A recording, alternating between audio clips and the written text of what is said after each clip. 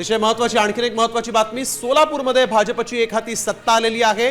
सोलापुरात काँग्रेसला केवळ एक जागा मिळालेली आहे। सोलापुरात काँग्रेसचा सुपडा साफ झालेला आहे। शिंदे परिवारासाठी सोलापूरची ही निवडणूक जी आहे ती महत्त्वाची होती, परंतु इथं केवळ एक जागा एमआयएमला काँग्रेसपेक्षा अधिक जागा मिळालेल्या आहेत। मुंबईत वॉर्ड क्रमांक 197 मधून वनिता नरवणकर या विजयी झालेल्या आहेत। शिंदे सेनेच्या वनिता नरवणकर या इथं विजयी झालेल्या आहेत, तर मनसेच्या रचना साळवी या पराभूत झालेल्या आहेत। आदित्य ठाकरेंच्या मतदारसंघात मनसेला हा धक्का मानला जातोय।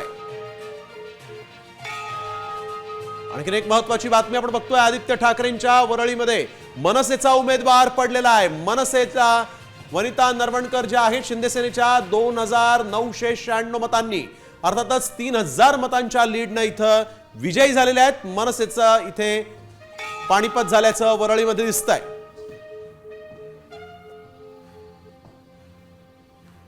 तर शिंदे सेनेच्या वनिता नरवणकर 2996 मतांनी विजयी झालेल्या आहेत। वरळीमध्ये मनसेच्या रचना साळवी या मात्र पराभूत झाल्या।